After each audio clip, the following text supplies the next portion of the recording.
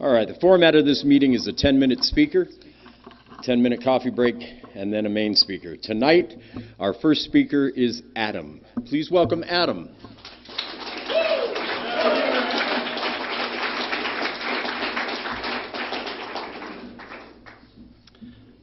Hello, everybody. My name is Adam, and I'm an alcoholic. Let me start my timer here. All right, just to make sure I don't go over. I don't want to keep you guys 14 minutes. Okay. All right. I'll try to make this quick so Paulie can get up here and talk about himself. He loves doing that. So,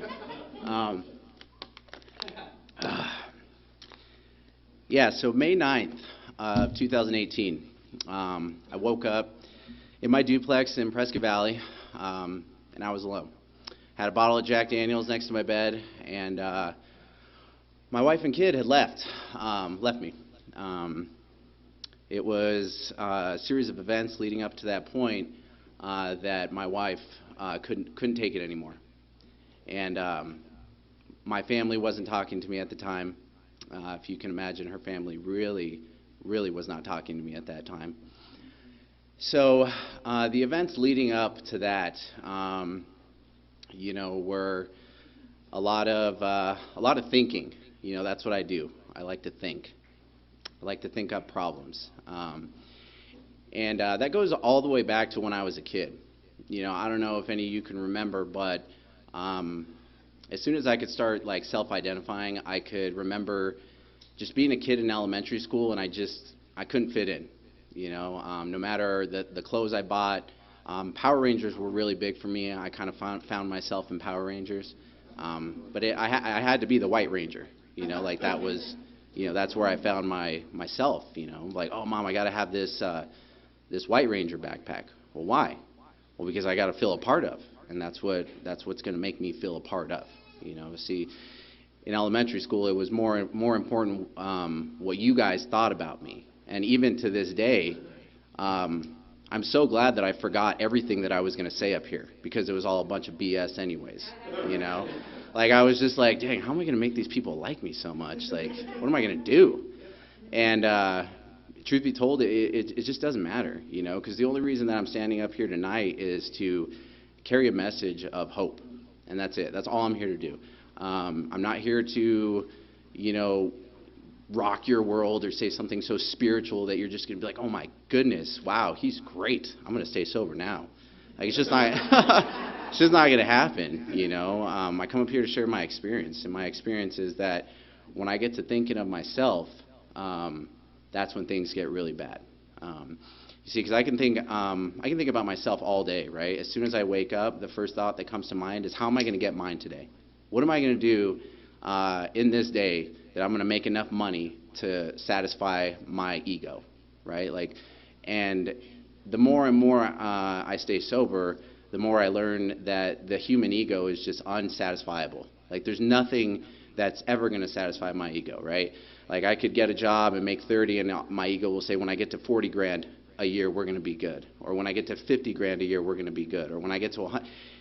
I've gotten there to the 40 and then the 50, and I haven't got way up there just yet, but I'm trying. But I've gotten to these benchmarks that myself has made for me.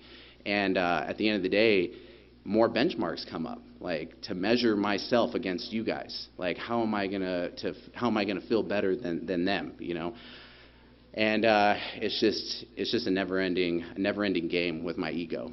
I heard a speaker one time that said, there's just too much of me between me and God, and that's just the way it is. It's I could be having a great day until Adam shows up. And I heard somebody say that at a meeting.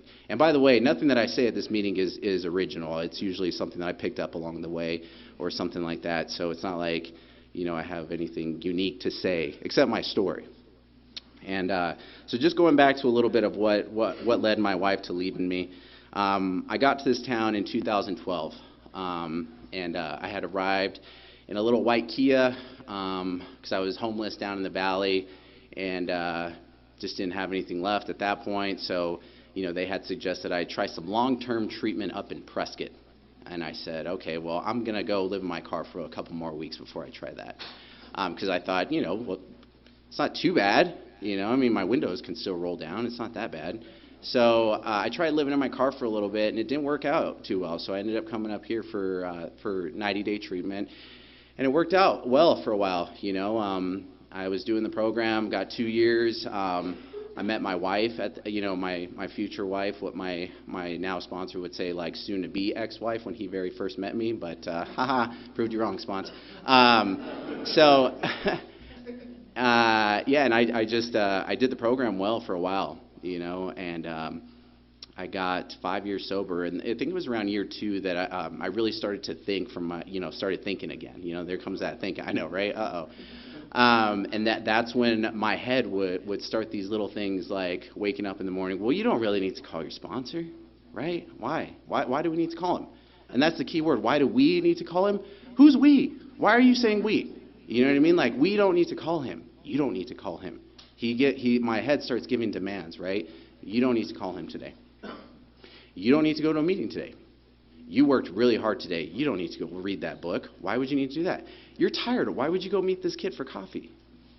And therein lies the problem, my thinking. And I start to believe what he's saying. And I start believing self. And I start removing myself from the program. And I stop doing the little things that you guys said would keep me sober. At the time, I thought were a bunch of BS. Like, keep coming back, meeting makers make it, which I don't know how true that is, still work the program. But still, call your sponsor every day, praying every day, and little by little, I just let all that stuff go. So what did my head do? It convinced me that I wasn't like you guys. My head, I don't know if you guys have ever had these thoughts, but I'm 29, I'll be 30 on September 11th, but I was just young. You know what I mean? Like, I got sober when I was, however old. I mean, I just needed to get my stuff together. I mean, that's it. I just was hanging around the wrong people. Why not? Got a life now, got my girlfriend, she's got a kid, I'm a good stepdad. I mean, why can't I have a couple of beers, So slowly, the solution started to move away from AA, right? So then, me and my wife, we get into a big blowout argument, right? My head has no solution at this point. My head solution after this big blowout fight is, A, this is what we can do, Adam. Drive our car as fast as we can into a pole. As fast as you can. And kill yourself. Boom. That's solution A. Solution B, go to a Buc-ee's. Go to the casino, get drunk, and gamble. That's what we can do. See, without this program as a solution, those are the solutions that my head comes up with for me. It doesn't really have well, maybe we should go back and talk to the wife about, maybe we can admit how we were wrong and how we can correct this. Those thoughts don't come to me unless I'm in a program with you guys, And so that's why I stick around and I'm close with you guys, because I know that when I'm out there, I have 2 things. I have a mental obsession and I have a physical allergy. That's what makes me an alcoholic. That once I obsess about it so bad that I get so sick, and that when I take the drink, I don't know about any of you guys, but when you take whatever you take, I go like this. I go, yes, I can breathe again. This is it. This is what I'm looking for. And today, I have those little moments in sobriety when my sponsor says, go read 86 and 88. Yes, you're right. Go read 86 through 88. Or it's Thursday, I'm going to go to the Dewey Humboldt Men's Stag, world famous. Yes, that's what I'm looking for. And I had no idea that I was seeking something out. I heard a gentleman explain it this way. If somebody breaks their leg, right, and you give them some opiates or hydrocodone, whatever, as soon as that enters their body, they go like this. They go, like relief, right? To me, dead sober, not in any physical pain, nothing. I take a drink, boom, I get that same relief. What am I feeling relief from? And I'm feeling relief from my alcoholism. I'm feeling relief from myself, because the only thing that I knew that could get me out of myself was booze. That was it. It could shut this thing up quick. And it was just like that. Took away all my problems. I didn't have to care about anything anymore. Didn't have to worry about anything. And that was great. So the steps. my sponsor, I show up to a 5:30 meeting with a black eye because I punched myself so many times. I didn't get into a fight or anything. I wasn't that cool, right? So I just got so drunk one night. I was just boom, boom, boom. Black eye. Almost blew out my, right here. All black. And, I'm just like, dude, like, I don't know what to do. I thought that I was going to go out for a little bit and drink a little bit, and I thought I was going to come back and find you guys, and I thought it was going to be all hunky-dory, and I thought it was just going to be like, just find a sponsor, get back in meetings, it'll be cool. Didn't turn out that way. As soon as I let the beast out, it was like the obsession was on me. I forgot that it wasn't as simple as just putting the drink down, right? I forgot that it wasn't as simple as just saying no. I thought that's who I was, but I wasn't. So he agrees to sponsor me, and I go out drinking a couple more times, probably I think I relapsed 3 or 4 times. And on May 8th of 2018, he's on the phone with me, and I'm drunk, of course, why wouldn't I be, right? And why are you calling? It's 9 o'clock at night. Why are you calling me? Because I really want to do this. No, you don't. What are you talking about? Yeah, I do. I really want to get sober. No, you don't. What? No, you don't. You're drunk right now. Your actions are showing me that you don't want to stay sober. What do you mean? Well, let's see. You don't want to go to the meeting because you have softball. That's really important, which, by the way, is still very important. You don't go to the meetings that I tell you to go to because you have softball. You're not reading any of the book that I told you to read. And I think the biggest one is that you're still drinking. So I'm like, man, F this. I'm like, whatever, dude. So I hang up. He hangs up. I think he hung up on me first, but I like to think that I hung up on him. So I'm thinking that night, I'm like, he's right. I don't want to be sober. So I finish off my bottle of Jack Daniels. That was May 8th, and I woke up on May 9th.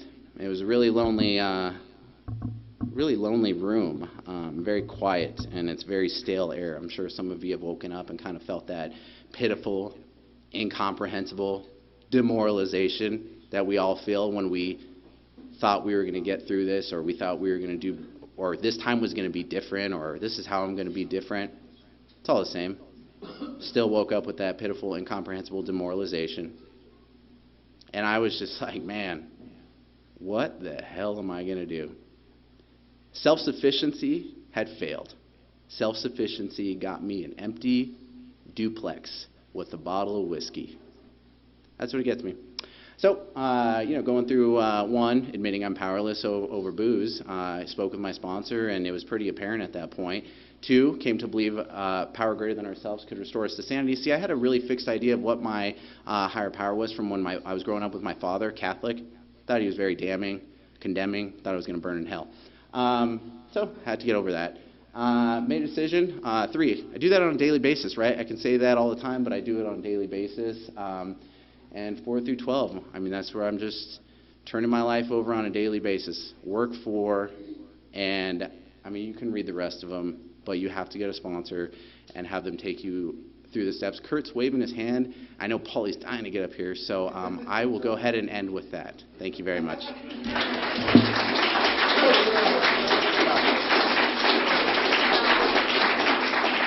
Yeah, that's Adam, everybody. All right, let's take a 10-minute break. Please remember to smoke far away from the front door.